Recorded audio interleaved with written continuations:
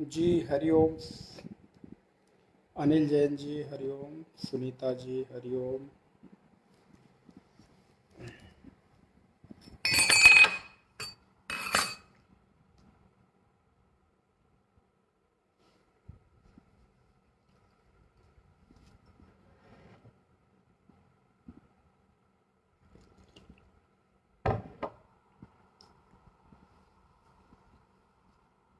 शंकराचार्य जयंती की आप सबको बहुत बहुत शुभकामनाएं। आज मैं थोड़ा अर्ली हूँ, जल्दी हूँ। कोई बात नहीं, थोड़ी देर 2-3 मिनट वेट कर लेते हैं।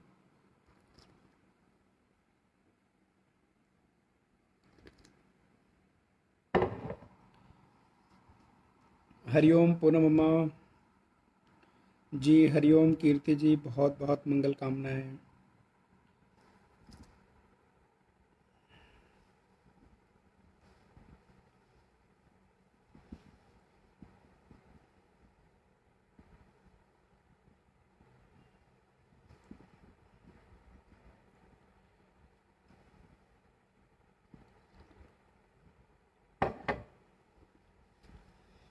कुलदीप शास्त्री जी हरिओम, कैसे हैं? समरेंद्र सिंह जी कैसे हैं? बहुत मंगल कामनाएं।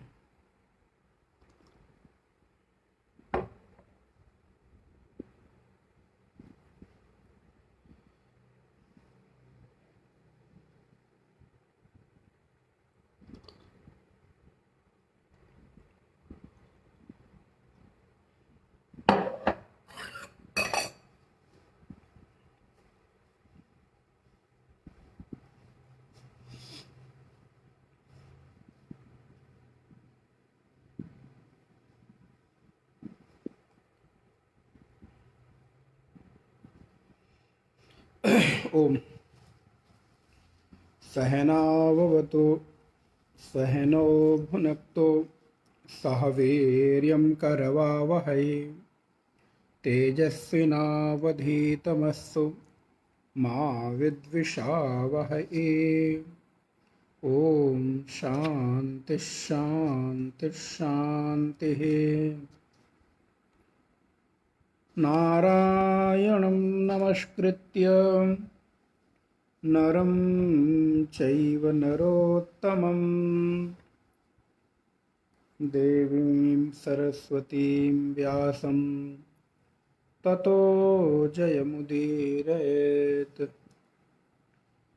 शङ्करं शङ्कराचार्यं केशवं बादरायणं सूत्रभाष्यकृतौ वन्दे भगवन्तौ पुनः पुनः। श्रुतिस्मृतिपुराणानाम् आलयं करुणालयं नमामि भगवत्पाद शङ्करं लोकशङ्करम्। सदाशिवसमारम्भां शङ्कराचार्यमध्यमाम् अस्मदाचार्यपर्यन्तां वन्दे गुरुपरम्पराम्। श्रीगुरुचरण सरोज रज निजमन मुकुर सुधारि वर्णौ रघुवर बिमल जसो जोदायक फलचारि। स्वामी मोहिन बिसारी हो चाहे लाख लोग मिल जाए, हम सम तुमको बहुत है तुम सम हमको नाय। नारायण, सभी का अभिनंदन, सभी का स्वागत, सभी को बहुत बहुत मंगल कामनाएं। आज भगवत पाद आदि जगत गुरु शंकराचार्य भगवान का अवतरण दिवस है। उनके इस अवतरण वेला पर हम बहुत बहुत उनको प्रणाम करते हैं, जिनकी कृपा से कुछ कहने और सुनने का अवसर मिलता है, कुछ वाणी पवित्र करने का अवसर मिलता है। ऐसे भगवत पाद महाभाग के श्री चरणों में कोटिशा नमन। आप पीछे दर्शन भी कर पा रहे हैं भगवत पाद का। आप देख सकते हैं कि उन्हीं की कृपा से हम सारे लोग उस परंपरा में दीक्षित होकर और कुछ अपनी वाणी को पवित्र करते हैं।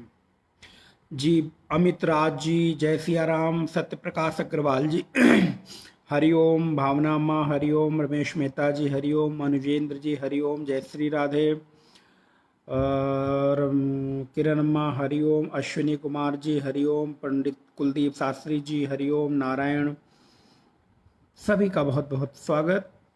लता गोयल जी हरिओम। कई सारे लोग दिख रहे हैं, नाम नहीं दिखता, कई बार फोटो नहीं दिखती, फोटो दिखती है तो नाम नहीं दिखता, लेकिन आप सभी लोग मेरे हृदय में हैं और सभी को बहुत बहुत अभिनंदन। कीर्ति जी, संभवतः वसुंधरा जी होंगी तो उनको भी, सुनीता जी भी, पूनम जी भी, जैन साहब भी, सभी को बहुत बहुत अभिनंदन, बहुत बहुत प्रेम, बहुत स्नेह। और हम लोग विगत कई दिनों से जी लता जी हरिओम, ठीक हो, राजेश्वरी जी भी आ गई हरिओम, भावना जी भी हरिओम कह रही हैं जी, राजेश्वरी उड़ीसा से हरिओम, आपको भी अम्मा। तो हम लोग विगत कई दिनों से एक भगवत पाद शंकर के देखो अच्छा कैसा संयोग है ना, पीछे हम रामचरित मानस ले रहे थे, लेकिन इधर भगवत पाद शंकराचार्य की जयंती, और जयंती के बीच में हम उनके कितने सुंदर प्रतिपादित इस साधना पंचकम ग्रंथ का कुछ कहने का कोशिश कर रहा हूँ, प्रयास कर रहा हूँ जी। प्रदीप जी आपको भी बहुत बहुत जय सिया राम, मंगल हो, कल्याण हो। तो भगवत पाद के वसुंधरा जी भी आ गई हरिओम, आपको भी बहुत बहुत अभिनंदन। तो भगवत पाद शंकराचार्य के ऊपर कुछ अपनी वाणी का विस्तार करना, ये तो एक बड़ा दुस्साहस है, लेकिन क्या करें, हम लोग उस परंपरा में दीक्षित हैं, तो ये दुस्साहस करना भी अच्छा लगता है। देखो अपने पिता की संपत्ति पर गर्व करना किसको अच्छा नहीं लगता, और वो तो हमारे सर्वस्व है, माता हैं, पिता हैं, गुरु हैं, बंधु हैं, सखा हैं, मित्र हैं, सभी तो हैं, इन्हीं से तो जीवन संचालित है। तो अगर इन पर गर्व ना करूं तो किस पर गर्व करूं? भौतिक पिता पर तो अब गर्व किया नहीं जा सकता, तो कम से कम आध्यात्मिक पिता पर तो गर्व किया ही जा सकता है। तो वो आदि शंकर कौन है? हमारे गुरु हैं, हमारे पिता हैं। हाँ, आपकी भाषा में कहूँ तो पापा जी, डैडी, फादर, जो आप कहना चाहें वो कह सकते हैं। तो इनके ऊपर हमें तो प्राउड फील करना ही चाहिए, हमें गर्व महसूस होना चाहिए, और हमें गौरवान्वित अनुभव करना चाहिए कि हम ऐसी परंपरा में दीक्षित हैं कि जहाँ पर उनके ज्ञान की शलाका के द्वारा हमारे अज्ञानता की जो का अंधकार है वो छाट देते हैं। इसीलिए कहा गया, गुरु के लिए कहा गया, बड़ी सुंदर लाइन कि अज्ञान तिमिरांधस्य ज्ञानांजन शलाकया चक्षुरुन्मीलितम येन तस्मै श्री गुरवे नमः। जी धर्मेंद्र जी आइए, आप, आपके बिना सोना सा लग रहा था, आपका भी अभिनंदन है। तो गुरु के बारे में कहा गया कि अज्ञान तिमिरांधस्य, अज्ञान रूपी जो तिमिर है जी, बहुत सुंदर, योन्ता प्रविश्य मम वाचम इमाम, इस पर मैं व्याख्या कर चुका हूं पंडित जी, चतुर्वेदी जी। तो अज्ञान तिमिरांधस्य ज्ञानांजन शलाकया, पता है गुरु के पास क्या होती है? गुरु के पास एक शलाका होती है। अच्छा चलो एक छोटी सी विनोद की बात करते हैं। पता नहीं हर जगह की अलग अलग परंपरा होगी, लेकिन जिस तरफ से मैं संबंध रखता हूं, इस अवध क्षेत्र में, इस अवध क्षेत्र में एक परंपरा है, जब नई नई शादी होती है, अब कहेंगे महाराज आप इस साधना के बीच में ये विषय कहाँ से ले आए, तो बस थोड़ा सा आपके मन को प्रबोध देने के लिए, मन को थोड़ा सा एक प्रफुल्लता में हल्केपन को ले आके फिर गंभीर चर्चा करेंगे, जिससे आपको ग्रहण कर लें। तो जब विवाह होता है तो शायद कई सारे लोग इस पर सहमत होंगे, इधर जो इस तरफ से बिलोंग करते हैं, अवध क्षेत्र से, फैजाबाद, बाराबंकी, अयोध्या, इस तरफ, इस क्षेत्र में। तो वहां पे जब नया नया विवाह होता है, शादी होती है, तो रात्रि को जब फेरे हो जाते हैं, अगले दिन सुबह जब कोहबर घर जाते हैं ना, अच्छा, आपको मालूम है कोहबर क्यों कहा गया दीक्षित जी? मेहता जी, कोहबर घर क्यों कहा जाता है मालूम है? वो थोड़ा कोहबर हो गया है, लेकिन वहां पर असल में कहने का अर्थ है क्योंकि पहले वर को देखा नहीं जाता था ना, वो देखे दिखाने की परंपरा नहीं थी। माता पिता तय कर लिए ना, वर कन्या को जानता था ना कन्या वर को जानती थी। तो कोहबर का तात्पर्य कोवर, कोवरहा, वर माने लड़का। कौन लड़का है? तो वो कोहबर में वो लड़की उस लड़के को देखती थी, जानती थी कि मेरा वर कौन है। 7 फेरे हो गए, वहां भी सारे सगे संबंधी रहते थे, घूंघट यहां तक रहता था। अब वहां भी देख नहीं सकती थी, देखना भी चाहे तो इधर उधर से कुछ किनारे से आंख वाक करके वो माताएं माने दुल्हन देखना चाहती है। अब क्योंकि दूल्हे की तो कुछ होता नहीं, तो वो तो आराम से देख सकता है, लेकिन अब वो भी ढकी रहती तो देखे क्या। लेकिन फिर भी कहीं इधर उधर से थोड़ा घूंघट उठा के देखना चाहते हैं, लेकिन देख नहीं पाते, मिल नहीं पाते। तो देखो हमारे ऋषियों ने एक परंपरा बनाई, बोले इन जगह कोहबर घर में जाने दो। और आपको मालूम है कोहबर घर में फिर कोई होता नहीं। एक समय, थोड़े समय के लिए ऐसा पल आता है जहां पर वर और कन्या दोनों को अकेले छोड़ दिया जाता है थोड़ी देर के लिए। तो वहां पे पता है उसका नाम रखा गया कोहबर, कोवर, वरह का। वर कौन है? तो कन्या को पता चलता है कि मेरा वर ये है। ये परंपरा थी हमारी। इसके बाद तो वहां पे घूंघट उठा के वो वर अपने उस पत्नी को, अब ये तो नहीं कहूंगा होने वाली पत्नी, चूंकि हो चुकी है, तो उस पत्नी के मुख को देखता है, मुख चंद्रमंडल को देखता है। अब मैं मुख चंद्र तो कह सकता हूं क्योंकि नई नई शादी हुई है। तो उस दूल्हे के लिए, उस वर के लिए, उस अपनी नवीन पत्नी का मुख चंद्र जैसा तो कम से कम लगेगा। अब शादी के कुछ साल बाद कैसा लगता है ये आई डोंट नो, आप लोगों को पता होगा जो यहाँ पर आप लोग जुड़े हुए हैं, कि साल के शादी के कितने साल के बाद क्या क्या फीलिंग्स, क्या क्या बदलाव आते हैं और क्या क्या मुख कैसे लगता है। तो खैर, लेकिन उस समय तो उसके मुख चंद्र को देखता है। फिर ये कौन है, कैसे है। उसके बाद आपने देखा होगा वहां पे एक परंपरा होती है, एक शलाका होती है। कभी कभी सोने की होती है, चांदी की होती है, जिसकी जैसी सामर्थ्य होती है उसके अनुसार वहां पर एक बत्ती रखी होती है, दीपक जलता रहता है। उन दोनों को आपस में उसको कुछ मिलाना होता है। चूंकि मेरा कोई अनुभव है नहीं तो मुझे मालूम नहीं कि कैसे मिलाया जाता है और क्या क्या मिलाया जाता है, ना कभी अंदर जाके देखा है। तो जस्ट केवल एक क्या कहते हैं, अनुमान के आधार पे मैं बता रहा हूं कि वहां कुछ तो परंपरा। अच्छा, बत्ती मिलाना ओके ओके ठीक है। अब आपने मिलाया है तो आपको मालूम होगा ना। नारायण कहेंगे आज कैसे मूड में, पता नहीं ये कहां से दृष्टांत याद आ गया। तो वो बत्ती मिलाने की परंपरा होती है। तो वहां पर भी वो बत्ती सलाका से मिलाई जाती है। सलाका को और थोड़ा सरल कर दूं, सीक जैसी है, कोई इतनी बड़ी सी लकड़ी डंडी, सोने की या चांदी की, जैसे भी जिसकी सामर्थ्य हो, जिसकी जैसी परंपरा हो, सामर्थ्य के साथ परंपरा भी जुड़ी रहती है। तो उस परंपरा से वहां पे बत्ती मिलाया जाता है। यानी कि अब दो एक हो गए, अब इन दोनों में भेद नहीं रहा।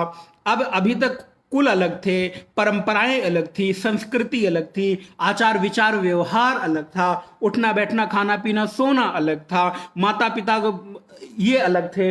लेकिन अब क्या हो गया, बोले अब दोनों की बत्ती को मिला के एक कर दिया गया। यानी कि अब दो नहीं रह गए, अब एक हो गए। अब तुम्हारे कुल व्यवहार की परंपरा, तुम्हारा आचार विचार और व्यवहार, तुम्हारा खान पान उठना बैठना सारा कुछ एक हो गया। हमारे और तुम्हें अब कोई भेद नहीं रहा। तो ये सलाका से मुझे याद आया, ऐसे ही गुरु के पास भी एक सलाका होती है।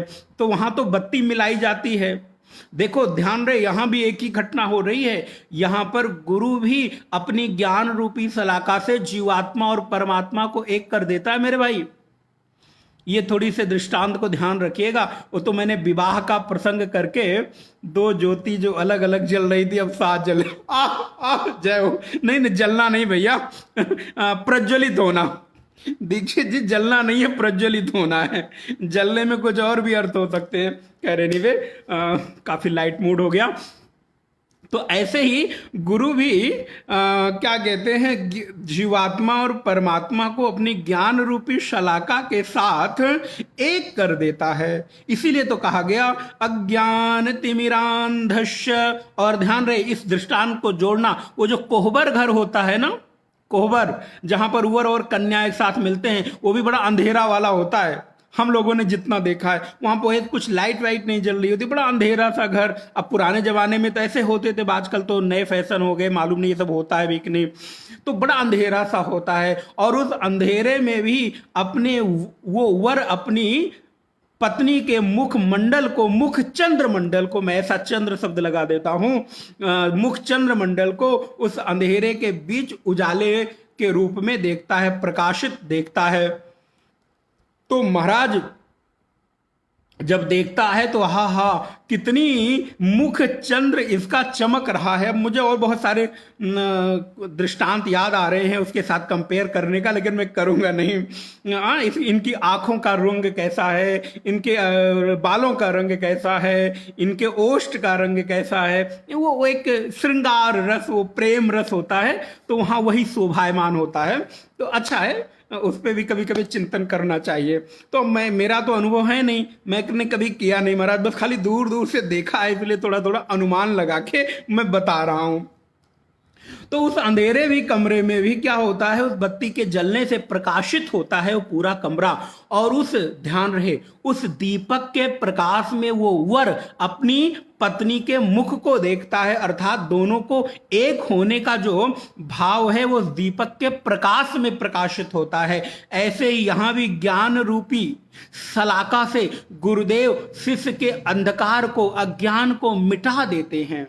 अज्ञान तिमिरांधस्य ज्ञानांजन शलाकयः, ज्ञान रूपी अंजन से, पता है सलाका, अच्छा कभी आप लोगों ने, अब ये आपका अनुभव होगा, इसमें मेरा कोई कमेंट नहीं है, खैर। तो आपने देखा होगा पहले, आज दृष्टांत पुराने पुराने याद आ रहे हैं, पहले के समय में एक चंद्र सूर्य ज्वाला, अरे राम राम बस करो भाई पहले के समय में एक अंजन की डिब्बी रखती थी माताएं, आजकल तो कुछ कुछ सब बदल गया, फैशन बदल गया। पहले अंजन की इतनी बड़ी डिब्बी रखी जाती थी, हम लोगों के यहाँ तो मुझे मालूम है वो चांदी की या पीतल की, इस तरह की इतनी होती थी, उसके मुख बहुत छोटा होता था, लेकिन उसमें एक सलाका डाल के रखते थे, एक सीख डाल के रखते थे। उसको, उस डिबिया का नाम था, होता था श्रृंगार, कुछ ऐसे करके नाम होता था, मुझे नाम नहीं स्मरण आ रहा है। तो उसमें काजल होता था, ये जो अभी आज के समय में लिक्विड काजल आ गया या वो ऐसे लगाने वाले, पहले ऐसे नहीं होते थे, पहले वो सूखा काजल होता था, और उस सूखे काजल को आंख में अंजन बना के लगाया जाता था। और दीपावली के दिन हम लोगों को याद है कि दीपावली के दिन माताएं पूरे वर्ष भर उपयोग होने वाले काजल को बना के रख लेती थी। हमारी भाषा में उसको कहा जाता है काजल पार के रखना, माने काजल को विधिवत बना के रखना। कजरौटा, जी हाँ कजरौटा, थैंक यू, कजरौटा। तो उस कजरौटे में सूखा सुरमादानी, हाँ सुरमादानी, ठीक जी, तो उसमें सूखा काजल रखा जाता था जो आंखों में लगाया जाता था, और वो इतना क्या कहते हैं सशक्त होता था कि लगाने के बाद थोड़ा थोड़ा आंखों में वो लगता था। और महाराज वो औषधि होती थी। आप देखिए पहले के लोगों की आंखें, जो आपके दादा लोग हों, दादी लोग हों और वृद्ध लोग हों, उनकी आंखें अभी भी तक ठीक है। क्यों? क्योंकि उस काजल के माध्यम से केवल आंखों को सुंदर बनाने के लिए ही नहीं लगाए देते, बल्कि मानो आंखों में एक औषधि का लेप किया जाता हो। उसमें नाना प्रकार की औषधियां डाल के कुछ कुछ बनाए जाते थे। तो उस काजल की सलाका से आंखों में जब लगाते थे तो थोड़ी देर आंखें ऐसे ऐसे होती थी। हम लोगों को भी याद है बचपन में जब वो वाला काजल लगाया जाता था तो महाराज आंखें एकदम चढ़चढ़ाने लगती थी, कई बार बहुत जोर से। और पता है आंखें अच्छी लगने लगी काजल लगा के, सुंदर लगने के बाद तो यहाँ भी टीका लगा दिया जाता था, काला सा टीका छोटे बच्चे को यहाँ लगा देते हैं। क्यों मालूम है? नजर न लगे। ये बहुत सारे संसार के लोग हैं नजर लगा देते हैं महाराज। इनकी नजरें कैसी होती हैं पता नहीं, क्यों ये नजर लगाते हैं लोगों को। क्या इनको सुंदरता कभी भाती नहीं? क्या इनको सुंदरता इन्होंने कभी देखी नहीं क्या? लेकिन फिर भी ये किसी, हाय दैया ये कितने सुंदर हैं, ये कैसे हैं, ये ऐसे नजर लगा देते। नहीं लगानी चाहिए। अरे आपकी आंखों में इतनी शीतलता हो कि सौंदर्य को देखो तो सौंदर्य को मन ही मन आप आत्मसात करो, उस पर नजर मत लगाओ भैया। लेकिन कई लोग वो बच्चे को, छोटे से नन्हे से बच्चे को देखेंगे, अरे ये तो कैसा कन्हैया जैसा दिखता है। अब आप सोच लो, छोटे में जो बच्चे मोटे होते हैं वो कैसे दिखते हैं, गोल मटोल। पता है, चुपके से बता रहा हूं, ये थोड़ी बहुत अपनी कहानी बता रहा हूं आपको। तो बड़ी नजर लग जाती है महाराज। छोटा हो, गोरा हो, मोटा हो, बाल लंबे घुंघराले हो, तो महाराज अद्भुत उसका सुंदर होता था। तो लोग नजर लगा देते। तो माताएं क्या करती हैं कि यहाँ पे काजल टीक देती हैं, कहीं यहाँ पे काजल लगा देती हैं। तो उससे क्या होता है, उससे उसकी नजर नहीं लगती, नजर से बच जाता है। तो ऐसे ही गुरुदेव भगवान क्या करते हैं, बोले अज्ञान तिमिरांधस्य ज्ञानांजन शलाकया। आज मेरे पिता का, मेरे गुरु का आज जन्म दिवस है, तो उस पर थोड़ा चिंतन करें और देखिए कैसी अद्भुत परंपरा है। पिता के जन्म दिवस पर पुत्र अपनी वाणी से कुछ वाक पुष्पांजलि अर्पित कर रहा है। ये आध्यात्मिक आध्यात्मिक जीवन है। अज्ञान तिमिरांधस्य ज्ञानांजन शलाकया। फिर क्या होता, चक्षु उन्मीलितम। चक्षु को उन्मीलित कर देता है, माने एक साथ जोड़ देता है। ऐसे ज्ञान विज्ञान के साथ जोड़ने वाले उस सदगुरु को चक्षुरुन्मीलितम येन तस्मई श्री गुरवे नमः। ऐसे गुरुदेव भगवान को, जो मेरी अज्ञान रूपी अंधकार राशि को अपने ज्ञान रूपी अंजन की शलाका से मेरे आंखों को खोल देते हैं। और आप ध्यान रहे, जब आंखें बंद रहती हैं ऐसी ऐसी, तो उस आंखों को खोलने के लिए शलाका ही काम आती है। पहले के समय के जो हमारे बाबा दादी लोग हुआ करते थे, कितने अद्भुत उनके पास अद्भुत नुस्खे हुआ करते थे और वो सब कुछ ठीक कर लेते थे। महाराज आंखों में कुछ हो जाए तो वो अंजन लगा दो, सब आंखें ठीक हो जाती थी। कोई ड्रॉप नहीं, कोई दवा नहीं। वो परंपरा, वो विधि, वो संस्कृति लोप होती जा रही, होती नहीं जा रही, कदाचित हो गई है। वापस लाया जाना बड़ा कठिन काम लगता है। लेकिन कितनी वैज्ञानिक विधि थी। मैंने आज आपको उस विवाह के दृष्टांत से ध्यान देना, एक अद्भुत बात बताने का प्रयास किया कि गुरु भी ऐसे ही अपने उस ज्ञान रूपी सलाका से शिष्य की आंखों को खोलकर और उसके जीवन में जीवात्मा और परमात्मा की बाती को एक मिलाकर मानो उसको ब्रह्म रूप बना देता है। फिर उसमें कोई लोभ, कोई लेश मात्र भी कामना वासना बचती नहीं है। तभी तो आज हमने सुबह गाया था क्या, चिदानंद रूपः शिवोहम शिवोहम। चिदानंद रूपः शिवोहम शिवोहम। शिव स्वरूप हूं, जहां कोई लेश मात्र भी कामना नहीं है, वासना नहीं है, गंदगी नहीं है, मल नहीं है। ऐसा निर्मल पवित्र मेरा आत्म स्वरूप है। इसमें मल तो मैं ले आया हूं अपनी कमी के कारण।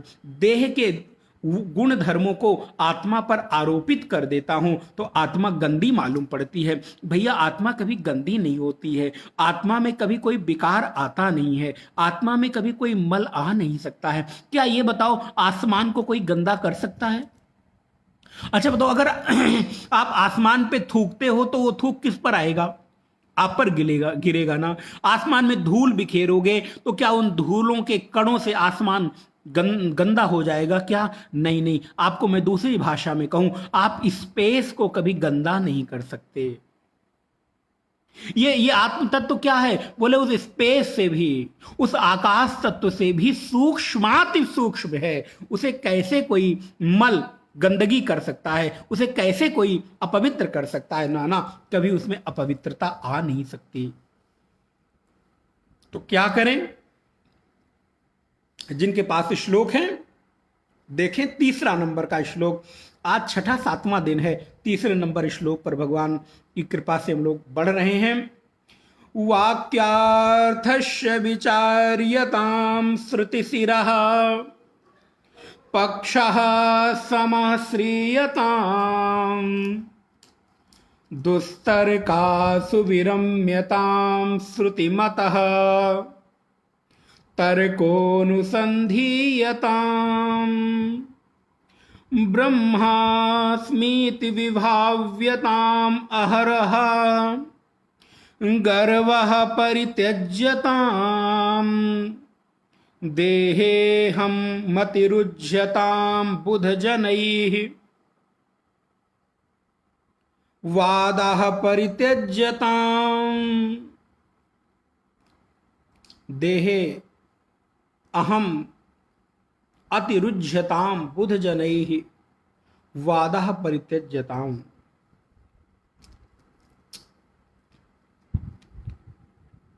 पहले मूल अर्थ देख ले। वाक्यार्थस्य विचार्यताम, जो मैंने पिछली कक्षा में कल बताया था पिछले मंत्र में, कि वाक्यों के कौन से वाक्यों के, वेदांत के वाक्यों को, क्योंकि कल थोड़ी सी ब्रह्म की चर्चा हुई थी, ओम तत्व की चर्चा हुई थी, श्रुतियों के वाक्यों की चर्चा हुई थी। तो उपनिषदों के महावाक्यों के अर्थ का विचार करें। वाक्यार्थस्य विचार्यताम, वाक्यों पर विचार करें और उनके अर्थों पर विचार करें। और क्या करें? बोले श्रुति सिरः पक्षा समाश्रियताम। और भैया अगर आपको पक्ष लेना हो ना किसी का, तो किसका करें? बोले श्रुति का पक्ष लें। श्रुति सिरः, श्रुति का जो सिर भाग है, श्रुति का जो अंतिम भाग है, अर्थात वेदांत है, अद्वैत वेदांत है, उस वेदांत के श्रुति वाक्यों का पक्ष लें। अगर आपको वकील बनना हो तो किसका बनोगे? अच्छा बताओ, क्या आप जिसने जुर्म किया है उसका वकील बनना चाहोगे कि जिसके ऊपर जुर्म हुआ है उसका वकील बनना चाहोगे? भैया जिसके ऊपर जुर्म हुआ है उसका वकील बनोगे तो आप सत्य के पक्ष में खड़े रहोगे।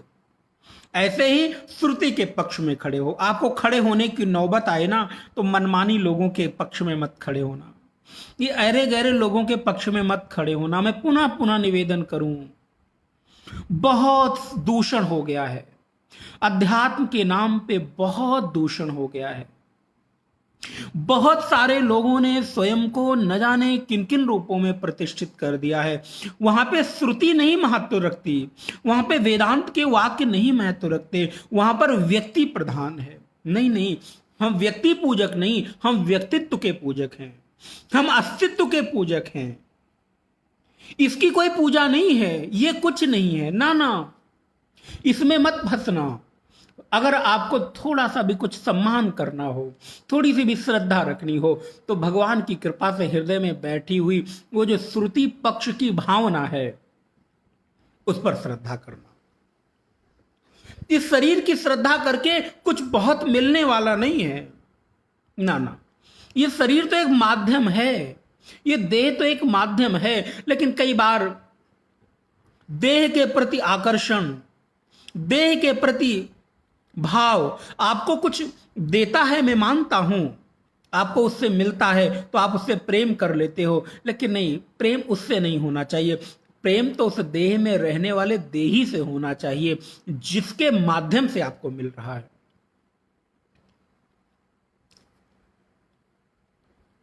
भगवान शंकराचार्य कहते हैं कि श्रुति के पक्ष में खड़े रहो। अगली लाइन कहती है दुस्तर्कात् सुविरम्यताम। आहा क्या बात है। अगर आप भक्त हो ना, साधक हो, तो प्रार्थना कर रहा हूं भैया ये तर्क वितर्क से बाहर चले जाओ। श्रुति कहती है, भगवत पाद कहते हैं, आचार्य कहते हैं, ये तर्क में कुछ नहीं रखा, तर्क कुतर्क करके कुछ नहीं मिलेगा। हां, लेकिन अगर तर्क करना हो तो भगवती कहती है श्रुति मतस्तर्कोनुसंधीयताम। पहले श्रुति के वेद वाक्यों को अपने आगे रखकर श्रद्धा पूर्वक उनके अनुकूल जो तर्क हो, उनके अनुकूल जो आप रीजन देना चाहो दो, मनमानी तरीके का रीजन मत दो। श्रुति मतस्तर्कोनुसंधीयताम, श्रुति के प्रकाश में जो तर्क है उसमें अनुसंधान करो। अनुसंधान क्या हो? ब्रह्मास्मीति, अहम ब्रह्मास्मि। आहा, ये मंत्र मानो अद्भुत है। ब्रह्मास्मीति, मैं ब्रह्म हूं, मैं व्यापक हूं, मैं सच्चित आनंद रूप हूं, मुझ में कभी कोई विकार है नहीं, था नहीं और हो नहीं सकता। इस बात पर विचार करो, मनन करो। आज मैं इस पर थोड़ी चर्चा करूंगा। कल मैंने आपको बोला था कि हम वेदांत के बहिरंग और अंतरंग साधन पर चर्चा करेंगे, तो थोड़ा चर्चा करेंगे, जैसा जितना समय होगा, नहीं तो किसी दिन बहुत विस्तार से फिर स्वतंत्र चर्चा की जाएगी उस पर। ब्रह्मास्मीति विभाव्यताम, अहम ब्रह्मास्मि, मैं वो सच्चित आनंद रूप शिव स्वरूप हूं, इस बात का अनुसंधान हो। और भैया एक काम और कर सको तो कर लेना। आदि गुरु भगवत पाद कहते हैं, अहर अहा गर्वः परित्यज्यताम। ये रोज रोज रोज रोज रोज रोज जो गर्व का अनुभव होता है ना, हमेशा मैं कुछ हूं, मैं समथिंग, कुछ तो अलग हूं, इस गर्व का परित्याग कर दो। भगवत पाद कहते हैं, इस वैयक्तिकता में, इंडिविजुअलिटी में कुछ नहीं रखा है। ये आपकी जो इंडिविजुअलिटी है, इंडिविजुअल होने की जो आपकी भावना है, ये आपके लिए बाधक है। मैं कुछ हूं, इस बात का धीरे धीरे त्याग होता चले। और देहे अहम अति, और इस देह में जो अहम बुद्धि हो गई है, आत्म बुद्धि हो गई है, इसका परित्याग कर दें। अहम मति उज्झताम, छोड़ दो, उसका त्याग कर दो। और एक बात, बुद्ध जनई ही वादः परित्यज्यताम, बुद्ध लोगों से, ज्ञानियों से, भजनशील महात्माओं से, स्वाध्याय में निरत महापुरुषों से वाद विवाद मत करो। उनसे कुछ पूछना है तो अपनी साधना के बारे में पूछो। उनसे कुछ चर्चा करनी है तो आत्मोद्धार की चर्चा करो। ये तर्क वितर्क की बातें छोड़ दो, वाद विवाद मत करो। अगर उन्होंने कुछ कह दिया, आपको समझ आता है तो समझो, नहीं आता है तो छोड़ दो, लेकिन उनके साथ वाद विवाद मत करो। क्यों? क्योंकि वाद विवाद करके आप अपना भी समय खराब करते हो, और ध्यान रहे, तुम्हारे समय की तो तुम्हें कोई कीमत है नहीं, आप उस महापुरुष का भी समय खराब करते हो। चर्चा करनी है तो सार्थक चर्चा करो, शंका करनी है तो जिज्ञासा पूर्वक करो। मेरे भाई बहन ध्यान रहे, परमात्मा के बारे में संदेह मत करो, परमात्मा के बारे में जिज्ञासा करो। क्योंकि आप अपना समय भी खराब करते हो और उनका भी समय खराब करते हो। समय कीमती है, बहुमूल्य। इतनी देर में कुछ स्वाध्याय करेंगे, साधना करेंगे, कुछ चिंतन करेंगे। पूछना है तो कुछ ढंग की चीज पूछो। आज का विषय ये 8 साधनाएं हैं। अब इस पर जहां तक हम पहुंच पाएंगे वहां तक पहुंचेंगे। अब हम प्रारंभ करते हैं वेदांत की। जिस साधना को भगवत पाद यहां पर उल्लेखित करते हैं,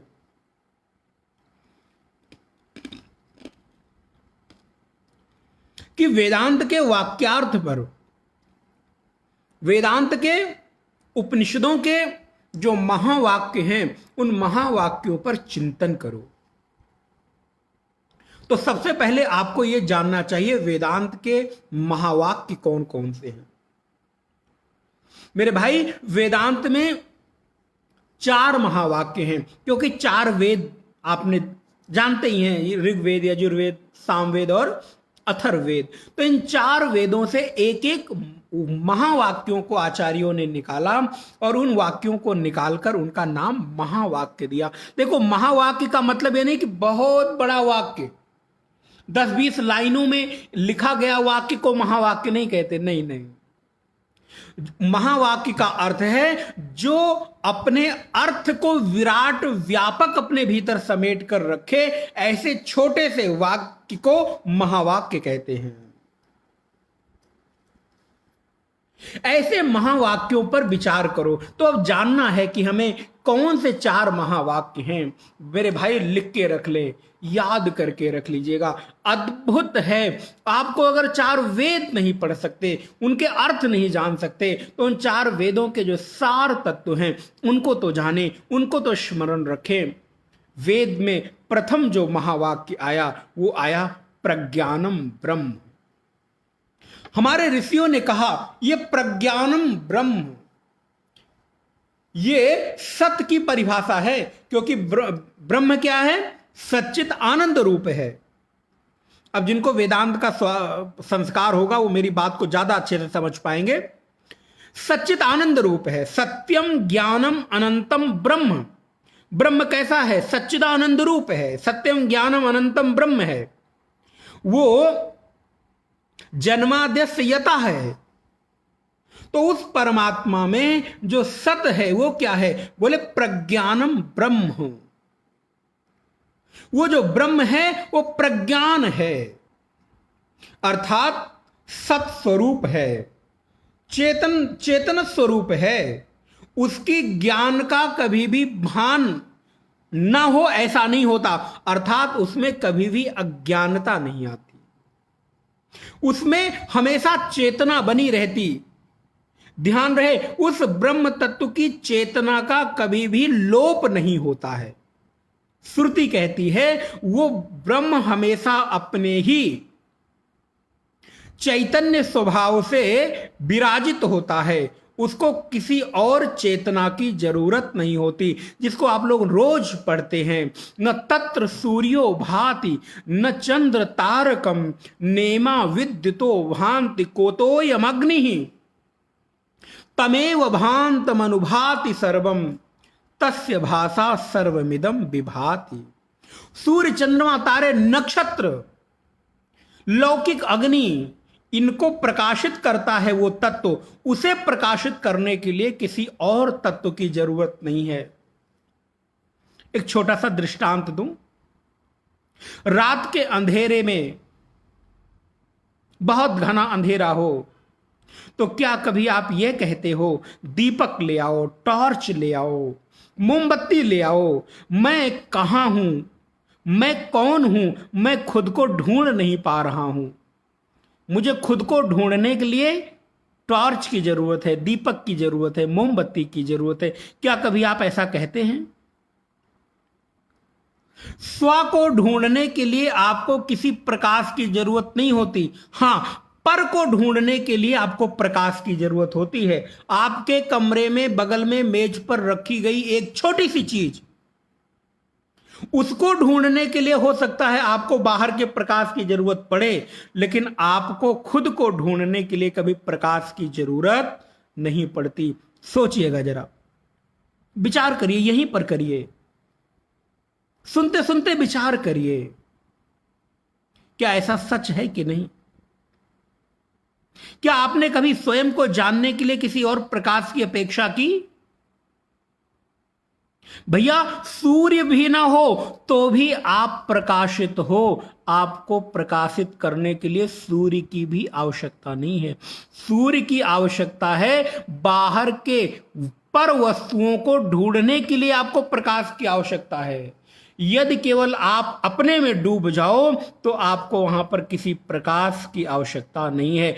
आप स्व के प्रकाश से, स्वयं के प्रकाश से ही प्रकाशित होते हो।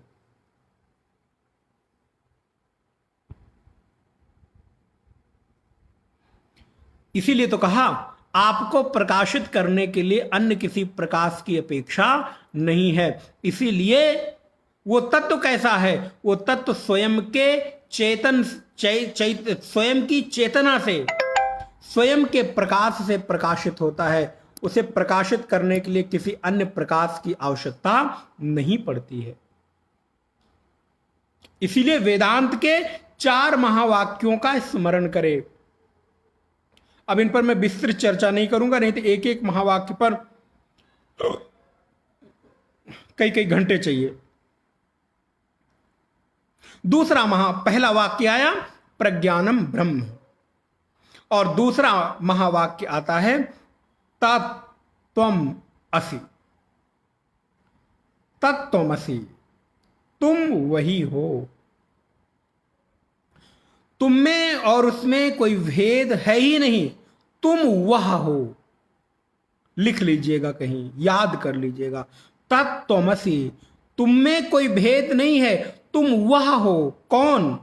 बोले जिसकी खोज अज्ञानता के कारण तुम कर रहे हो। ध्यान देना, जिसकी खोज अज्ञानता के कारण तुम कर रहे हो। असल में उसकी खोज करनी भी बनती नहीं, क्योंकि वो तो तुम्हारा अपना आपा बन के बैठा हुआ है, तुम्हारी अपनी आत्मा बन के बैठा हुआ है। तो तुम अपनों में ही अपनी किसकी खोज कर रहे हो?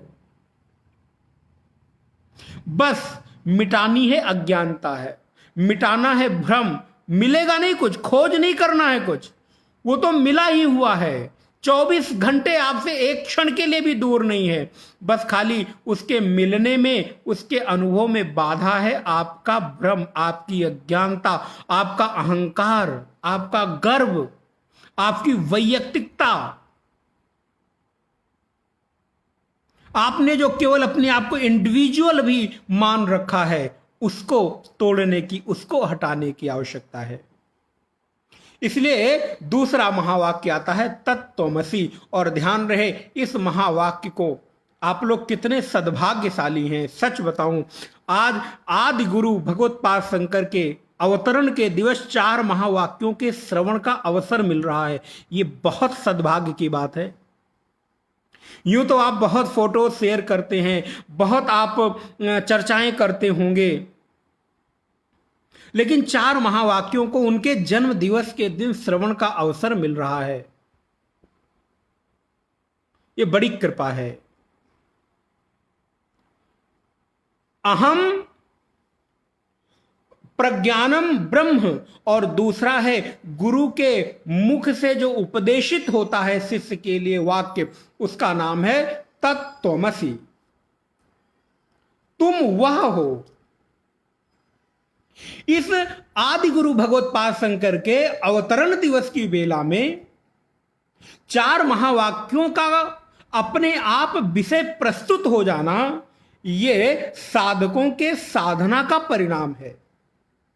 किसी प्लानिंग के थ्रू नहीं था, लेकिन आज ये श्लोक ही इस रूप में यहां पर प्रस्तुत हो गया कि जहां पर भगवत्पाद कहते हैं कि वाक्यार्थस्य विचार्यताम। तुम वेदांत के उपनिषदों के वाक्यों पर विचार करो। तो उस वेदांत के उपनिषदों के वाक्य क्या हैं, महावाक्य क्या हैं? वही तो ये 4 महावाक्य हैं। प्रज्ञानम ब्रह्म, जिसकी व्याख्या मैंने आपको की। दूसरा तत्त्वमसि, जो गुरु के द्वारा शिष्य को उपदेश दिया जाता है, और उपदेश के समय एक ही वाक्य बोला जाता है, तत्त्वमसि। तुम वह हो। तुम्हारे वह होने में केवल और केवल एक कोई चीज बाधक बन रही है, तो वो तुम्हारी अज्ञानता है, तुम्हारा भ्रम है। तुम्हारी अपनी, अगर एक शब्दों में कहूं तो थोड़ा सा कठोर होगा, लेकिन कहना पड़ता है कई बार कि हमारी मूर्खता ही उस अनुभव में बाधा बनती है। सॉरी।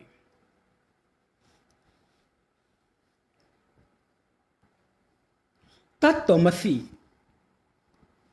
और इस उपदेश वाक्य के साथ ध्यान रहे, विस्तार का अवसर नहीं है, इसको हम खाली कह के आगे निकल जाएंगे। और तीसरे महावाक्य को भगवत्पाद कहते हैं, जिसको परोक्ष अनुभव वाक्य कहा जाता है, वो है अयम आत्मा ब्रह्म। ये तीसरा महावाक्य है, अयम आत्मा ब्रह्म। मेरा आत्मा ही सबका आत्मा है। अयम आत्मा ब्रह्म। मेरी जो आत्मा है, मेरी जो चेतना है, मेरा जो वो विराट व्यापक चिन्मय रूप है, वही तो सर्वस्व व्याप्त है। मानस की पंक्ति को, आधी पंक्ति कोट करके गोस्वामी जी को समझने का प्रयास करें। चिद विलास जग, बस यही है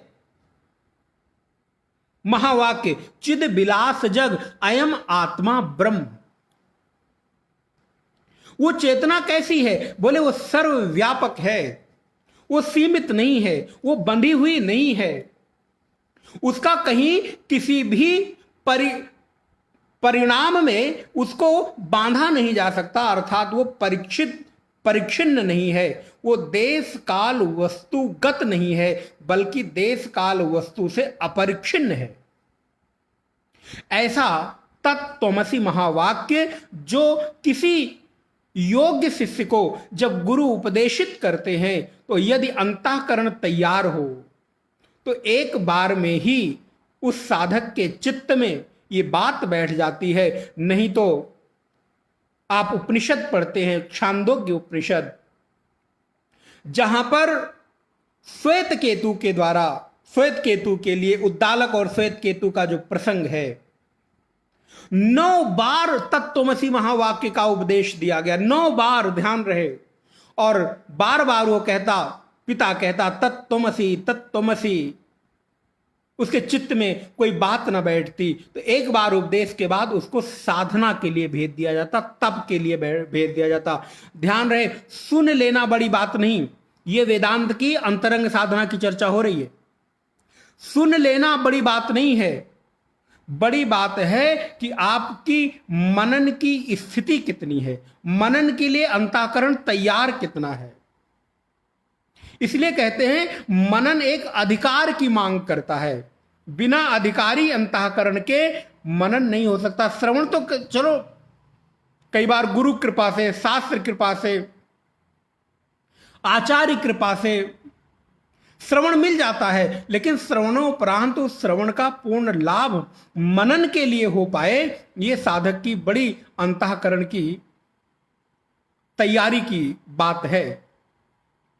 और नारायण चौथा महावाक्य है, उसका नाम है अहम ब्रह्मास्मि। यह अनुभव वाक्य है, आचार्यगण परंपरा में इसको अनुभव वाक्य कहते हैं। जब शिष्य को गुरु के द्वारा तत्त्वमसि महावाक्य का उपदेश किया जाता है, तो शिष्य उस तत्त्वमसि महावाक्य के बाद अपनी अनुभूति गुरु को किन शब्दों में अभिव्यक्त करता है, यद्यपि कर नहीं पाता लेकिन करने का प्रयास करता है, तो उसकी अभिव्यक्ति होती है, गुरुदेव तत्त्वमसि के बदले मैंने इतना समझा है कि अहम ब्रह्मास्मि। कभी कभी आचार्य इसको गुंजन वाक्य भी कहते हैं। आचार्य के इसको अनुभव वाक्य या गुंजन वाक्य, कि हमारे भीतर फिर गुरु के उपदेश के बाद एक चीज चलती रहे, और उस चलती हुई स्मृति का नाम, उस चलती हुई साधना का नाम जिसका है कि मैं उस तत्व को कभी विस्मृत न हूं, यही उस अहम ब्रह्मास्मि की उपलब्धि है। अब वो हो सकता है कि किसी साधक के अंतःकरण में किसी सगुण के प्रति प्रेम हो, तो उस सगुण की भी स्मृति ही इस अहम ब्रह्मास्मि का ही परिलक्षण है। अगर उसकी स्मृति में राम जी बने हुए हैं, कृष्ण बने हुए हैं, दुर्गा जी बनी हुई, शिव जी बने हैं, हनुमान बने, उससे कोई फर्क नहीं पड़ता, लेकिन बस स्मरण इतना रहे कि उस सगुण की भी स्मृति में विराटता बनी रहे, व्यापकता बनी रहे। केवल मूर्ति विशेष तक मेरी भावना सीमित ना होने पाए। अगर वहां तक सीमित होती है, इसका मतलब मैं अपने आराध्य का खंडन कर रहा हूं, मैं अपने आराध्य का बाध कर रहा हूं, मैं अपने आराध्य की महिमा को घटा रहा हूं। गीता में इसीलिए तो कृष्ण कहते हैं अवजानन्ति माम मूढ़ाः। अर्जुन, लोग मेरी महिमा को न जान के बस खाली एक मूर्ति विशेष में, एक चित्र विशेष में, एक स्थान और वस्तुगत ही मानकर छोड़ देते हैं। व्यापकता की दृष्टि उनको नहीं मिल पाती। और ये कौन लोग हैं? बोले जो केवल एक स्थान विशेष तक, वस्तु विशेष तक, परिस्थिति विशेष तक ही अपने आप को सीमित कर लेते हैं। इसलिए वेदांत की दृष्टि में जो समाधि है वो केवल आसन लगाकर बैठ जाना, आंख बंद कर लेना वेदांत की समाधि नहीं है। वेदांत की समाधि है यत्र यत्र मनो याति ही तत्र तत्र समाधयः। क्योंकि यदि आंख बंद करके आसन पर बैठकर केवल समाधि की अनुभूति होती, यह भी बहुत बड़ी उपलब्धि है, ये भी बहुत, इसकी निंदा नहीं है, लेकिन ध्यान रहे उससे आगे बढ़ना है। यदि वहीं तक आप सीमित हैं, इसका मतलब आप अभी परिस्थितिगत अपने अनुभवों तक सीमित है। जैसे ही आप ध्यान से उठेंगे, जैसे ही आप पूजा से उठेंगे, जैसे ही आप समाधि से बाहर आएंगे, वैसे ही फिर विक्षेप। तो ऐसे समाधि का लाभ क्या हुआ? हां, लाभ है, लेकिन उसको आगे की यात्रा तक कहां बढ़ानी है? बोले यत्र यत्र मनोयाति तत्र तत्र समाधया। श्रुति भगवती कहती हैं, विद्यते हृदय ग्रंथि छिद्यन्ते सर्व संशयः क्षीयन्ते चास्य कर्माणि तस्मिन् दृष्टे परावरे। विद्यते हृदय ग्रंथि, जिस समय हृदय की जो कामना की ग्रंथि है, ध्यान रहे कामना की ग्रंथि जब मैं कहता हूं तो वहां पर तीन चीजें सम्मिलित होती हैं, कर्म, कर्म फल और कर्म संस्कार, कर्म फल के संस्कार। इन तीनों चीजों को मिलाकर आपकी कामना ग्रंथि बनती है। तो जो साधक होंगे, श्रवण किए होंगे, वो समझ पाएंगे। अब हर बार हर शब्द के अर्थ को विस्तार करने में समय बहुत जाता है। तो जो कामना ग्रंथि है, विद्यते हृदय ग्रंथि, जो हृदय ग्रंथि है, इसी को हृदय ग्रंथि भी कहते हैं, इसी को कामना ग्रंथि, वासना ग्रंथि कहते हैं। कर्म, कर्मफल और कर्मफल के संस्कार। तो विद्यते हृदय ग्रंथि छिद्यन्ते सर्व संशय, तब उसका जो संशय है, संदेह है, और संदेह कई बार श्रवणोपरांत भी नहीं जाता, ध्यान रहे, इसीलिए मनन की जरूरत पड़ती है। श्रवण के बाद भी कई बार संदेह बना रहता, क्या सच में ये महात्मा लोग जो कहते हैं ये ठीक ही है कि नहीं? बस ये कहते ही रहते हैं, ये शास्त्र ऐसे लिखता ही रहता है। बोले नहीं नहीं, श्रवणोपरांत मनन आपके संशय का, आपके संदेह का समन करता है। इसीलिए तो मैंने आपको अंतरंग साधना में श्रवण, मनन और निधिध्यासन बताया। श्रवण प्रथम, मनन आपके संदेह का नाश करता है, संशय का नाश करता है। और संशय के नाश के बाद भी एक सूक्ष्म चीज बचती है जिसको कहते हैं विपर्य। विपर्य माने कभी कभी, रोज नहीं, हमेशा नहीं, कभी कभी साधक को किसी कारण से विपरीत भाव आता है, उसको स्वयं के उस अनुभूति में संदेह होने लगता है कि क्या सच में मेरा है। रोज नहीं होगा, कभी कभी विपर्य भाव आ जाएगा, नहीं नहीं मैं तो देह हूं, मैं स्त्री हूं, मैं पुरुष हूं, मैं इस जाति का हूं, मैं ये हूं, मैं अमुक हूं, मैं अमुक हूं। तो इस विपर्य के नाश के लिए निधिध्यासन की आवश्यकता है। हमारे ऋषियों की प्रज्ञा देखिए कि उन्होंने कितनी सूक्ष्मता से विचार किया कि आपके अज्ञान का नाश, आवरण का भंग श्रवण से होता है। ध्यान रहे, अज्ञान का नाश श्रवण से होता है। अज्ञान का नाश कमरे के अकेले एकांत में बैठकर कभी भी नहीं होगा, यह भ्रम निकाल देना चाहिए साधक को। अज्ञान का नाश सदैव गुरु मुख से शास्त्र के श्रवण करते समय ही होगा, अर्थात श्रवण वेला में ही होगा, जिस समय प्रमाण का आदान प्रदान किया जा रहा हो, जिस समय प्रमाता प्रमाण और प्रमेय के द्वारा उस एकमात्र चिन्मय चैतन्य परमात्मा की बात कही जा रही हो, उस समय गुरु मुख से निकली हुई वेद वाणी के प्रभाव से और गुरु के प्रभाव से, गुरु के सामर्थ्य से, शास्त्र के बल से हृदय में बैठा हुआ जो अज्ञान है वो श्रवण से निकलेगा। लेकिन श्रवण से निकला हुआ अज्ञान, ध्वस्त हुआ अज्ञान दोबारा नहीं आएगा, इसकी कोई गारंटी कोई नहीं ले सकता। हां, तब नहीं आएगा जब आप किए हुए श्रवण को बार बार गुनगुनाओगे, बार बार मनन करोगे, बार बार उस पर अपनी मेधा को दोहराओगे, मेधा के द्वारा उसको दोहराओगे, उसका चिंतन करोगे, तब तो उस अज्ञानता नष्ट हुई अज्ञानता को आप सार्थक कर पाओगे। वरना वो थोड़े दिनों बाद फिर बुद्धि को उतनी ही कुंठित कर देती है, बुद्धि को उतनी ही ये मैं कहूं कठोर बना देती है, उतनी ही मोटी बना देती है, और हमें लगता है कि अरे मैं तो वैसे हूं जैसे था। इतना सुनने के बाद भी आज तक कुछ नहीं बदला। कई बार बहुत सारे साधकों का ये अनुभव होता है, कहते हैं 20 साल हो गया सुनते हुए, 25 साल हो गया सुनते हुए, 50 साल हो गया सुनते हुए, लेकिन महाराज अभी तो वैसे के वैसे हैं, जस के तस हैं, कुछ बदला नहीं, कुछ हुआ नहीं। तो महाराज क्यों नहीं हुआ? क्योंकि आप सुनते गए, और सुनना गज स्नान जैसा है। जैसे हाथी जाके सरोवर में नहाती है, खूब घंटों घंटों नहाएगी, अपने शरीर के सारे मल को हटाएगी, लेकिन जैसे ही सरोवर से बाहर आई और महाराज फिर पुनः धूल को अपने अपने ऊपर डालने लगती है। तो इस गज स्नान से कुछ नहीं होगा। एक बार गुरु जी कह रहे थे, बड़ी अच्छी बात बोले, जब तक श्रवण होता है, क्लास में बैठ के सत्संग होता है, तब तक तो बड़ी शांति होती है, और जैसे ही अंतिम में पूर्णमदः करके ओम शांति शांति शांति कही जाती है, वैसे ही बाहर निकल के सारी अशांति घेर लेती है। क्यों? क्योंकि हमने मनन के लिए अवसर नहीं दिया।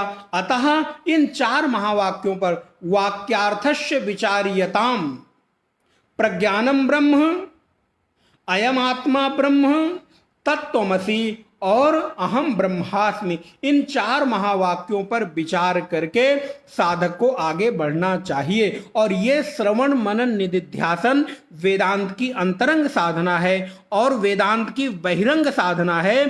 श्रवण के लिए अंतःकरण को तैयार करने की जो साधना है, चाहे वो सत्य हो, शौच हो, दया हो, कृपा हो, अस्तेय हो, पवित्रता हो, आचार विचार हो, जैसे गीता के अध्याय में भगवान कहते हैं अमानित्वम अदम्भित्वम अहिंसा शांति आर्जवम आचार्योपासनम शौचम स्थैर्यम आत्म विनिग्रह। ये सारी चीजें आपकी बाहरी तैयारी है, लेकिन भीतरी तैयारी श्रवण मनन और निधिध्यासन के माध्यम से होती है।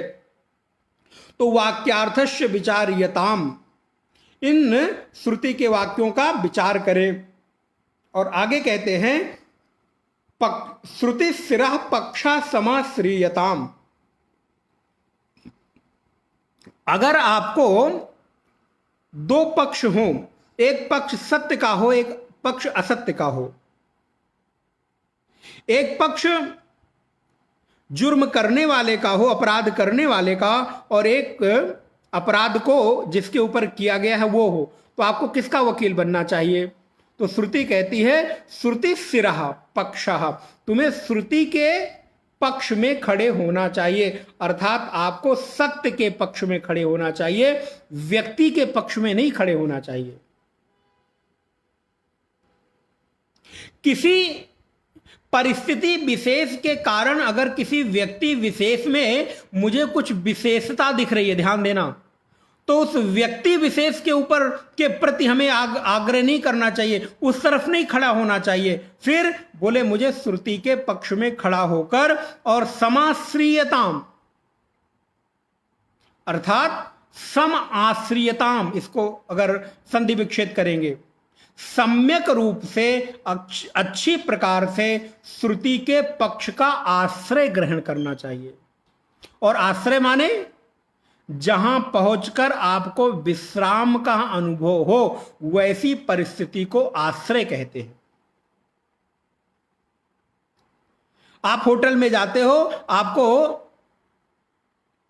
विश्राम तो होता है, आप थकान तो दूर करते हो, लेकिन निश्चिंतता नहीं होती, क्योंकि कहीं ना कहीं मन में ये बना रहता है कि मुझे यहां से कल परसों 2 दिन 3 दिन 8 दिन 15 दिन जितने भी दिन जाना है। और ध्यान रहे, होटल के उतने सुंदर 5 स्टार रूम में रुकने के बाद भी कभी भी आपको उन चीजों से अपनत्व का भाव नहीं आता। चलते चलते यदि आप कहीं मीटिंग में जा रहे हो और आपका जूता गंदा हो और कोई चीज न दिखती हो, तो उस होटल के कमरे में आपके लिए रखी गई जो तौलिया है, टॉवेल है, आप उसी से एक झटके में जूता साफ करके आगे बढ़ जाते हो। क्यों? क्योंकि आपको मालूम है ये अपना नहीं, ये पराया है, इसका मैंने पैसा दिया है, इनकी गरज करेगी तो ये करेंगे। तो वो आपका विश्राम स्थल नहीं है, ध्यान रहे, आपके निश्चिंतता का स्थल नहीं है। विश्राम स्थल क्या है? बोले विश्राम स्थल है आपकी छोटी सी अपनी कुटिया, छोटा सा घर, छोटा सा कमरा, भले ही थोड़े अभाव ही क्यों ना हो, लेकिन जब आप वहां आते हो तो कहते हो आहा मैं अपने घर आ गया, माई स्वीट होम। क्यों?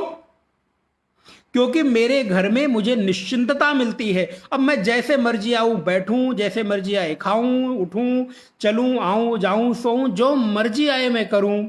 यहां पर मुझे कोई रोक टोक करने वाला नहीं है।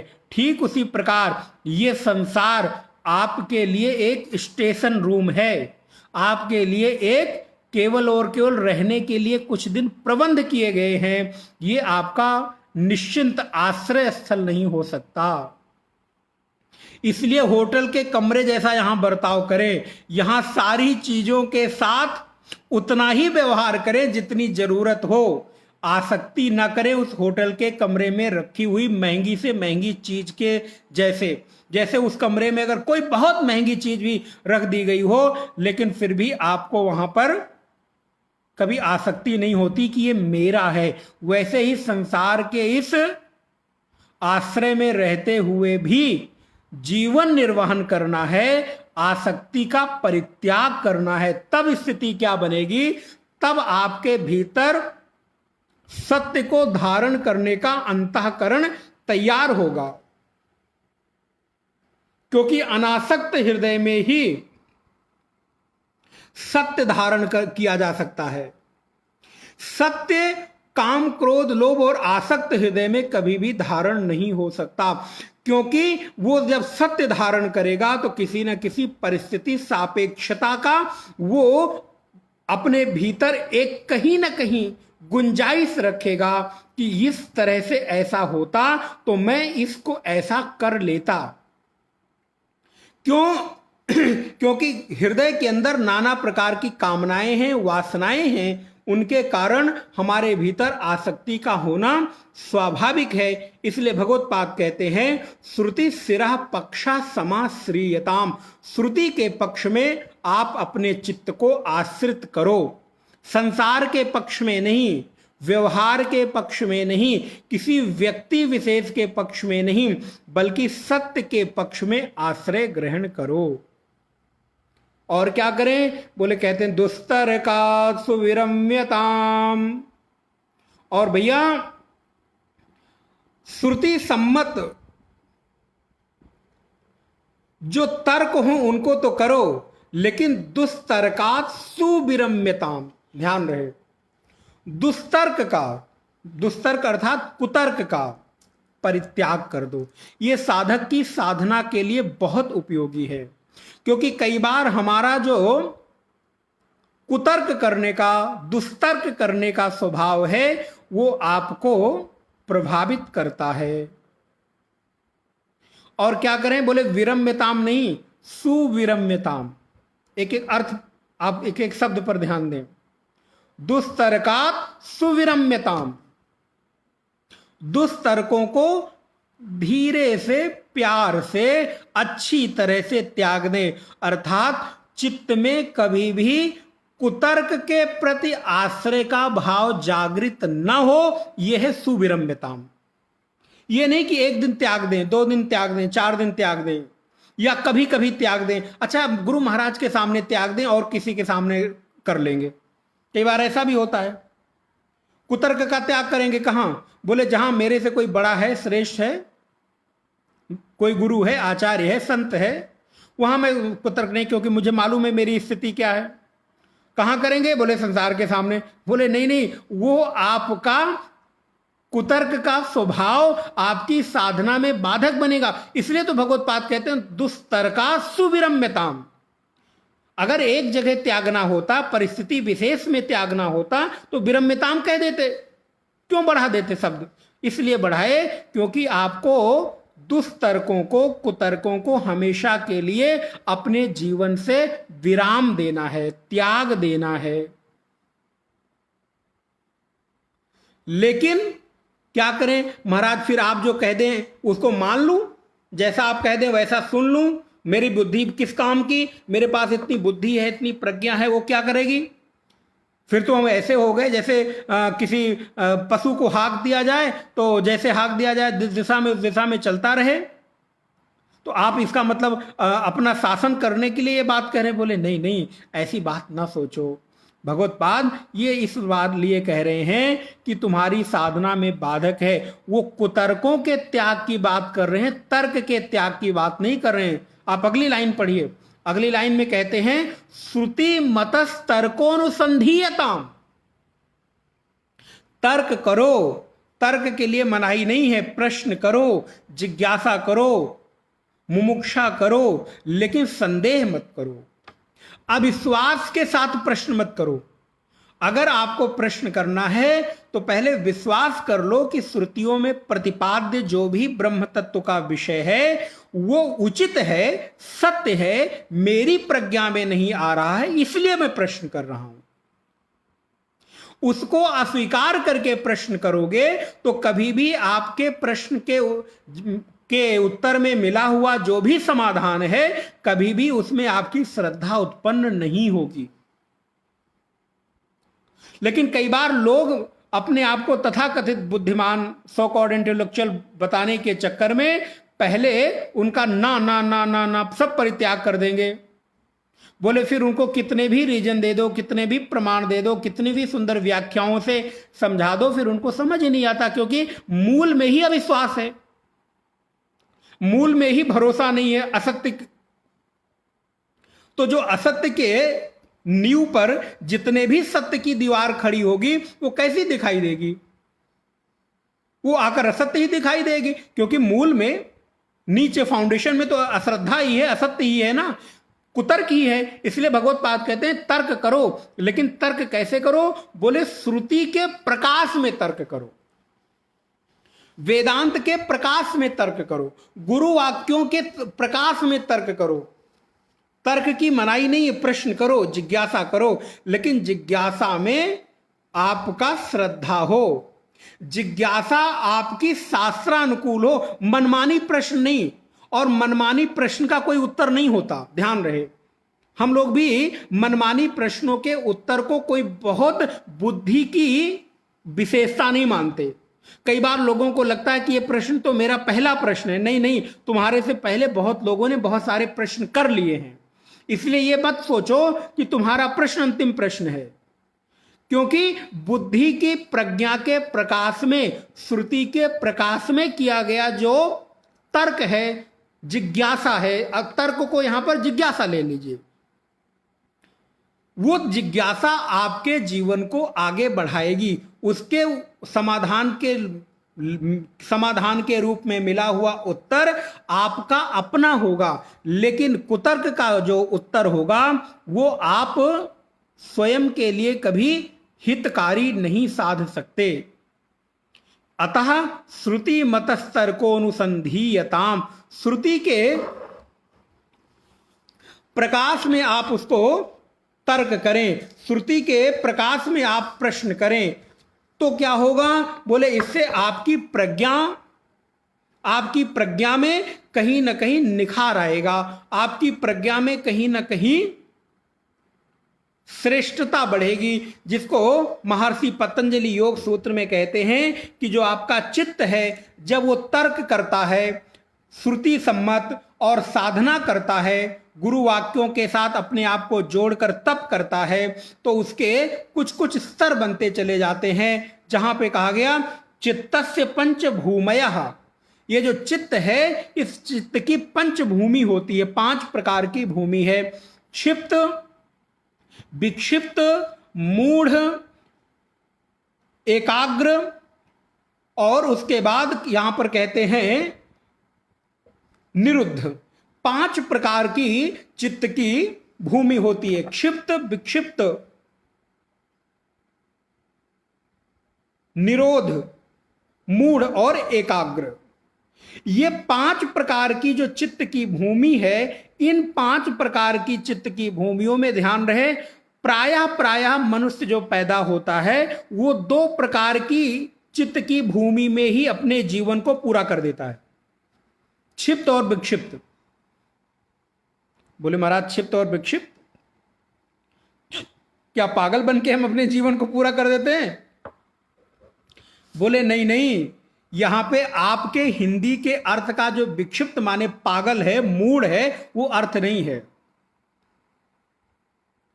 यहां पे अर्थ दूसरा है। जो संसार का व्यवहार है, जहां पर थोड़ी सी अशांति है और उस थोड़ी सी शांति है, उसको कहते हैं क्षिप्त। ध्यान रहे, चित्त की जो पहली भूमि है जहां पर थोड़ी शांति और थोड़ी सी अशांति, ऐसी चित्त की भूमि को क्षिप्त कहते हैं। अब आप विचार करके देखना, इस एक चित्त की भूमि में इस मानव जीवन की कितने प्रतिशत लोग आ जाएंगे। प्राय प्राय लोग इसी में रहते हैं। थोड़ा कभी चित्त शांत हुआ और कभी थोड़ा अशांत हुआ। कुछ सुख मिला तो शांति हो गई और दुख मिला तो अशांति हो गई। कुछ हमारे अनुकूल हो गया तो अच्छा हो गया, प्रतिकूल हो गया तो बुरा हो गया। तो इस क्षिप्त भूमि में ही कितने सारे लोग निकल गए। अच्छा, दूसरे लोग जो हैं बोले विक्षिप्त अवस्था में, अर्थात किसी दिन किसी विशेष प्रयोजन के कारण, किसी विशेष परिस्थिति के कारण थोड़ी ज्यादा अशांति हो गई, उसको विक्षिप्त कहते हैं। पागलपन नहीं कहते, मूर्ख नहीं कहते, मूर्ख नहीं कहते।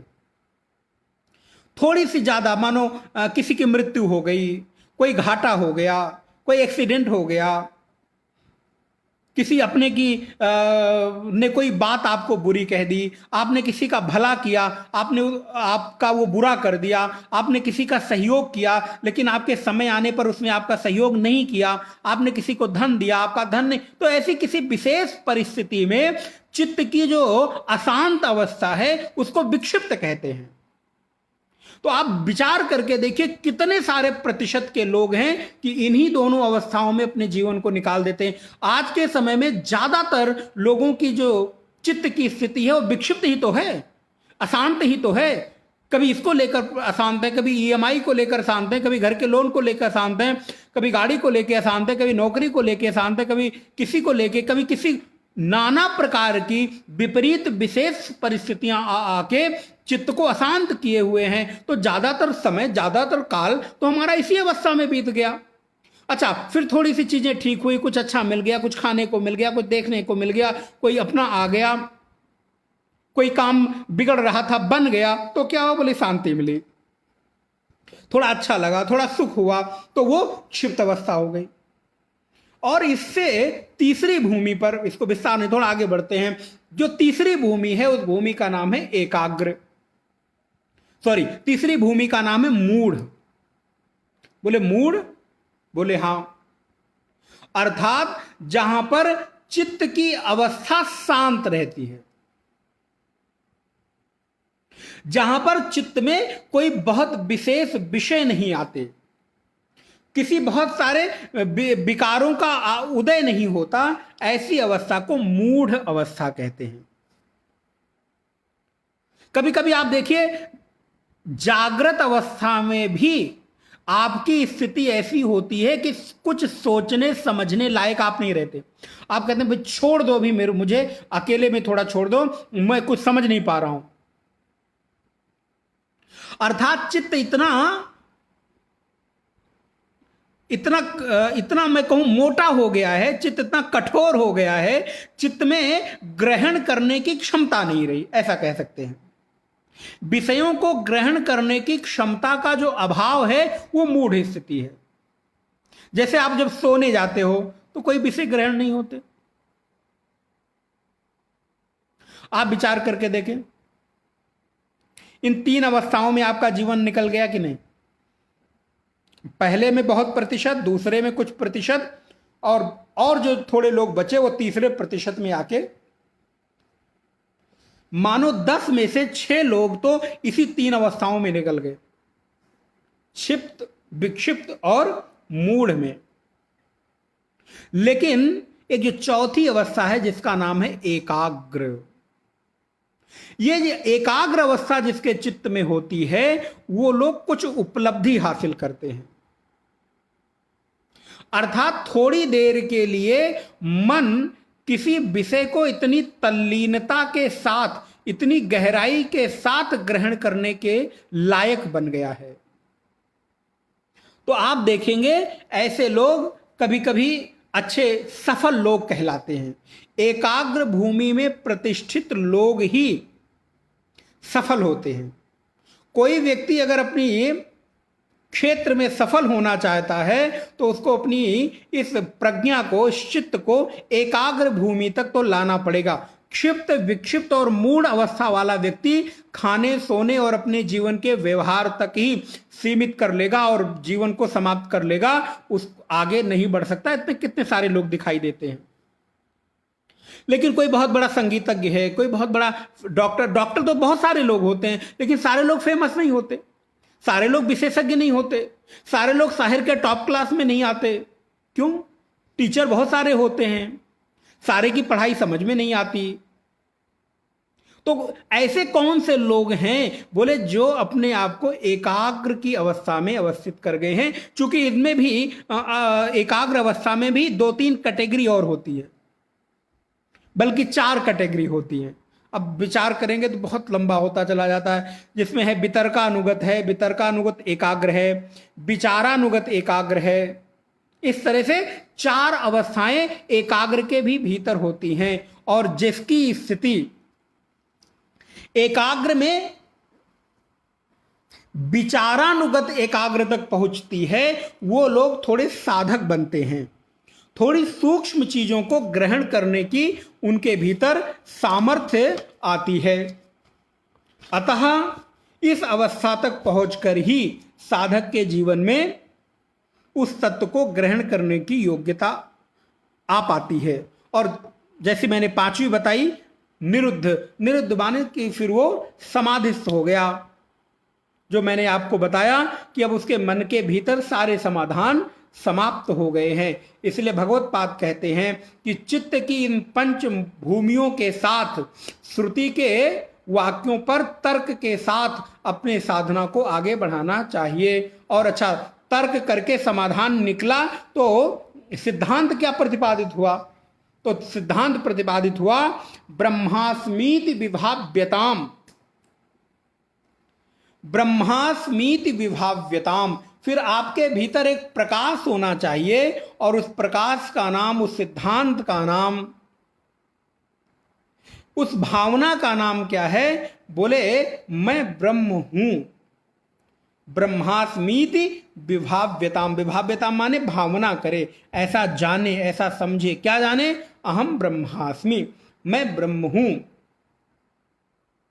और जब ये जाने तो इस जानने को निरंतर बनाए रखने के लिए क्या करे कि इसमें विक्षेप ना उत्पन्न होने पाए, इस अनुभूति में कोई कमी ना आने पाए। तो बोले उसके लिए अहरह गर्भा परित्यज्यताम, अहरह गर्वः परित्यज्यताम। जो नित्य उसके भीतर गर्व की भावना, अभिमान की भावना, हम कुछ वैयक्तिकता की जो भावना है, मैं कुछ हूं, मैं भी कुछ हूं, और फिर मैं ही सब कुछ हूं, धीरे धीरे यहां तक पहुंच जाता है ये गर्व, मैं कुछ हूं।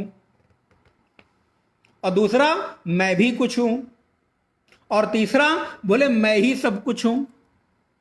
तो इस गर्व की वृत्ति का परित्याग ये क्यों कहा जा रहा है मालूम है? इसलिए क्योंकि कई बार साधक इन लोगों के गौरवान्वित लोगों के बीच में, जो गर्व को बड़ा श्रेष्ठ मानते हैं, उनके बीच में रहकर उसको भी मैं कुछ हूं ये याद आ जाता है। एक छोटा सा दृष्टांत देते हैं। जैसे मान लो 4 लोग बैठे हैं और वो अपने आप को मैं कुछ हूं, ये हूं, मैंने ये उपलब्धि की, मैंने यहां किया, नौकरी की, ये बिजनेस किया, ये प्रॉपर्टी बनाई, ये फ्लैट बनाया, ये दुकान बनाई। और पता चला उनमें से किसी ने उस व्यक्ति को कह दिया तो क्या तुम ऐसे ही हो। अब क्या होगा?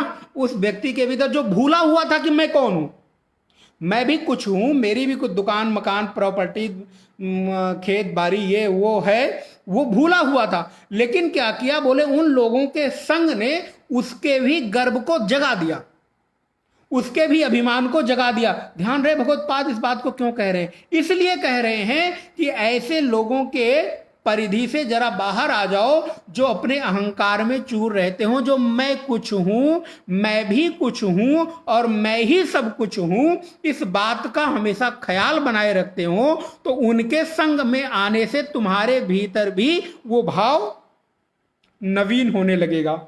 तुम साधना तो भूलने की कर रहे हो,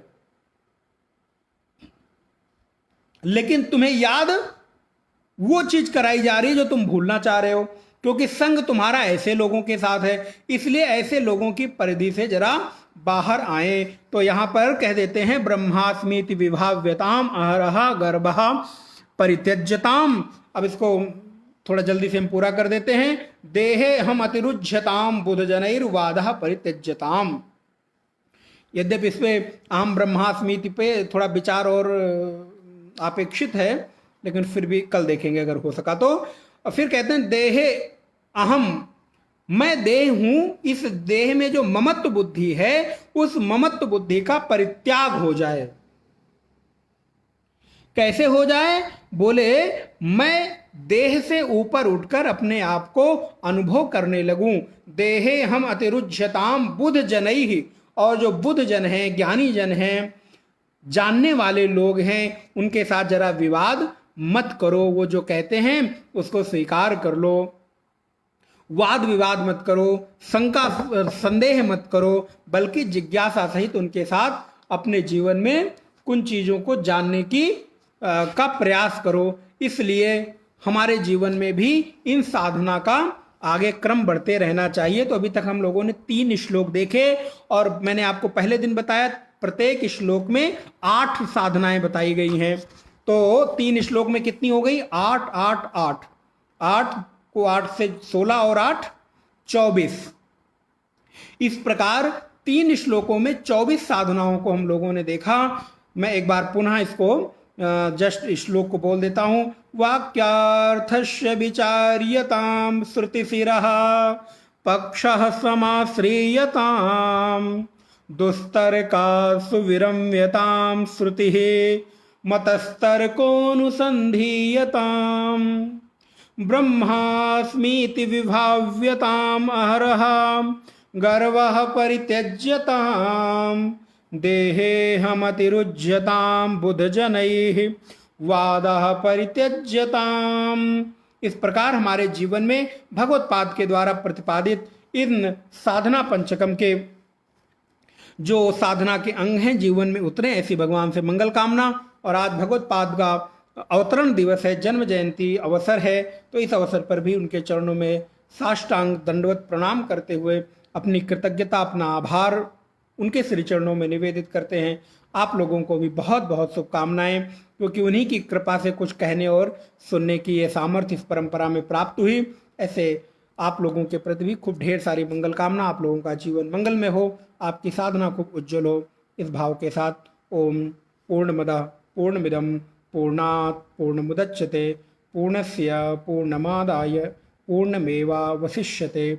ओम शांति शांति शांति। हरि ओम। श्री गुरुभ्यो नमः। हरि ओम। ओम। आप सभी लोगों का बहुत बहुत धन्यवाद। सुधीर जी धन्यवाद, घनश्याम जी धन्यवाद, रवि जी धन्यवाद, निर्मला जी, वंदना जी, स्नेह लवानियामा हरि ओम, थैंक यू, विपुला जी, मनीष जी, बालकानंद स्वामी जी, आशुतोष आचार्य जी, बलराम जी, बहुत सारे लोग जुड़े हैं। आप सारे लोग, प्रमोद ओझा जी, गायत्री अम्मा, अच्छा पुणे से अम्मा हरि ओम, अशोक जी थैंक यू, प्रमोद जी, मनुजेंद्र जी हरि ओम, हरिकेश जी हरि ओम, मंजू जी हरि ओम, राजू जी, साध्वी जी, राधा जी, नीतू जी, चांद शिवा जी, शिवेश जी, रेणु अग्रवाल जी, धर्मेंद्र दीक्षित जी, लता गोयल जी, रमेश मेहता जी, मंजुला जी, सभी का बहुत बहुत धन्यवाद। स्नेह लवानिया अम्मा, उपासना जी, और कई सारे लोग, अनिल जैन जी दिख रहे हैं, उनका भी धन्यवाद। रवि प्रकाश जी, मनीष जी, सुनीता जी, लता गोयल जी, सभी का बहुत बहुत धन्यवाद। काठमांडू से कौशिक जी जुड़े हुए हैं, उनका भी धन्यवाद। क्या नाम है आपका? सभी को बहुत बहुत धन्यवाद, आभार। ओम।